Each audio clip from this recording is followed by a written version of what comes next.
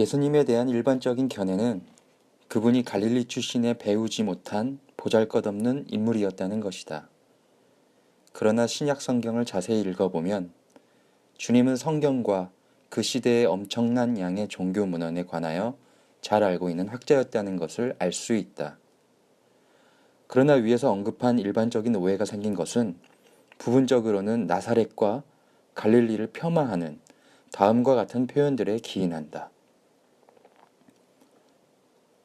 나다니엘이 이르되 나사렛에서 무슨 선한 것이 날 수 있느냐. 다 놀라 신기하게 여겨 이르되 보라, 이 말하는 사람들이 다 갈릴리 사람이 아니냐. 이런 말은 유대 지역 사람들이 갈릴리 사람들에 대하여 갖는 편견을 보여준다.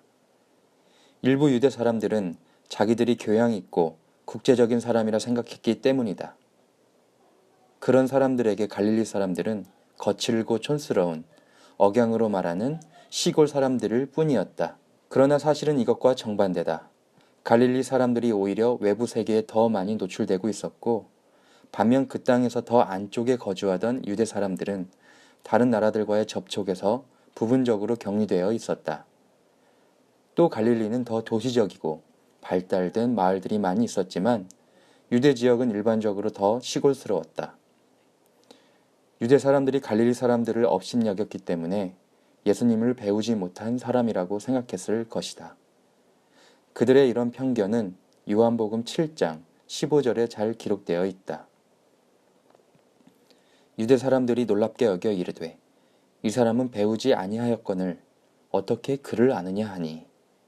이런 구절들로 인하여 예수님과 제자들이 단지 갈릴리 출신이라는 이유로 교육을 받지 못했을 것이라는 통념이 생기게 되었다. 그러나 놀라운 사실은 갈릴리의 교육과 종교 훈련의 수준이 유대 지역보다도 더 높다는 것이다. 1세기의 갈릴리 랍비들의 수가 유대 랍비들의 수보다 더 많았을 뿐만 아니라 갈릴리 랍비들이 가르치는 도덕적, 윤리적 수준이 유대 랍비들보다 더 높은 것으로 인정받았다. 이러한 1세기의 갈릴리의 현인들로는 요하난 벤 자카이, 하니나 벤 도사, 티본의 아바 요세 홀리코프리, 사독, 그리고 나사렛 예수가 있다. 그들은 갈릴리 사람들에게 토라의 깊은 지식을 알려주었다. 갈릴리 사람들은 성경에 대한 뛰어난 지식과 경외하는 마음을 가지고 있었으며 그들은 그 시대에 종교적으로 보수주의자들이었다. 유대인의 메시아 민족주의가 번성한 곳도 바로 갈릴리였다. 예를 들면 갈릴리의 유다는 열심당 운동의 창시자였고 기원 후 66년에 로마에 대항하여 일으킨 유대 대반란은 유대 지역이 아닌 갈릴리에서 일어났다.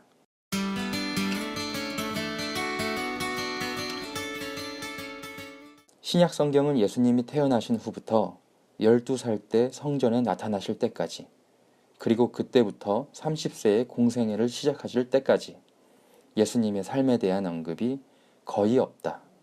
그러나 예수님 시대에 일반적인 유대인이 받은 교육과 삶의 단계가 어떠했는지는 전해져 내려오는 랍비들의 말을 통해서 알 수 있다.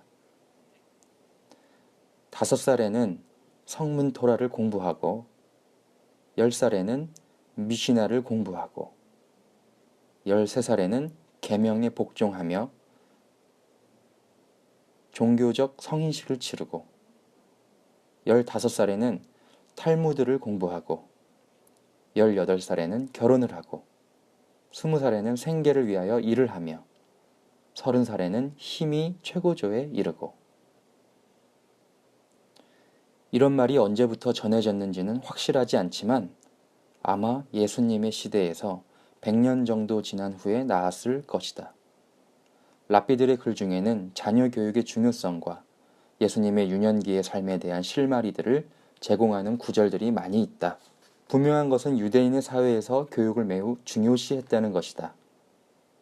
심지어 탈무드는 한 학급의 적당한 규모가 어느 정도인지를 언급하기도 했다.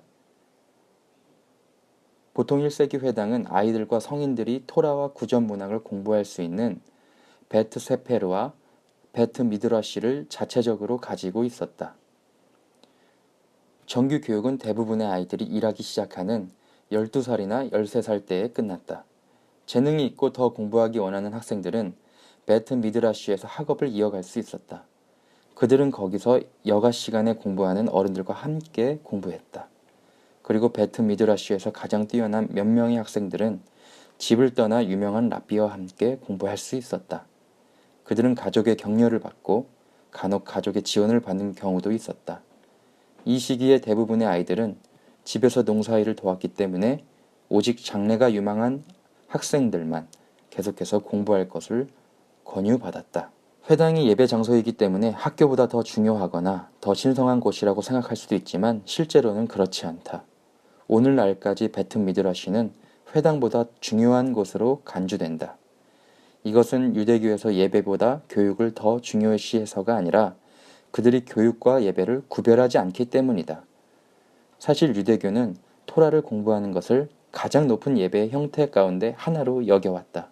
유대인들이 두루마리를 읽으며 공부했고 그들에게 쓰는 관습이 매우 발달하긴 했지만 모든 사본들은 숙련된 서기관들이 손으로 필사한 것이기 때문에 값이 비싸다.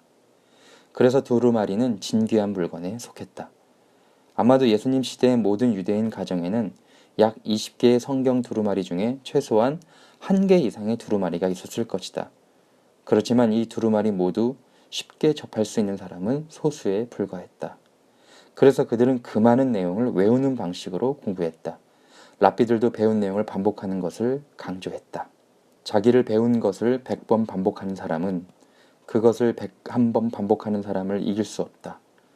토라를 배우고 그것을 계속해서 다시 보지 않는 사람은 심고 거두지 않는 사람과 같다.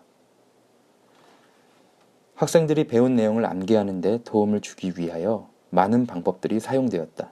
탈무드에는 어린 아이들에게 히브리어 알파벳을 가르치는데 사용하는 연상기억법을 자세히 연구한 구절도 있다. 초등학생의 학생들은 일주일 내내 공부를 했는데 안식일 내에는 새로운 내용을 가르치지 않고 그 시간에는 6일 동안 배운 내용을 암기하도록 했다. 중동에서는 오늘날에도 여전히 이런 암기 방식을 사용하고 있다. 이 지역의 마을과 도시 외곽의 길에서 앞뒤로 왔다 갔다 하며 걷는 청년들을 자주 볼 수 있는데 그들은 겉보기에 혼자 웅얼거리는 것처럼 보이지만 사실은 배운 내용을 반복하며 암기하고 있는 것이다. 이처럼 유대인의 교육에서 성문 토라와 구전 토라를 외우는 것은 상당히 큰 부분을 차지한다.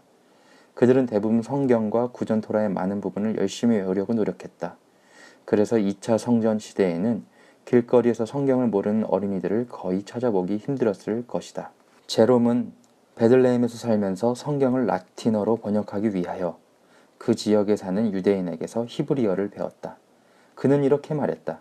아담에서 스룹바벨까지의 역사를 외우지 못하는 아이는 없다. 이것은 제롬이 약간 과장하여 말한 것일 수도 있지만 그의 말은 대부분 경우 신뢰할 수 있는 것이었다.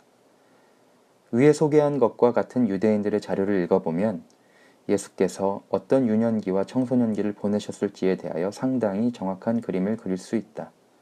예수님은 그 시대를 읽을 수 있었던 모든 성문서들, 성경과 그에 대한 주석 등 많은 양의 자료를 공부하고 외우셨을 것이다. 그리고 예수님의 시대에 대부분의 다른 유대인 아이들도 비슷한 삶을 살았을 것이다.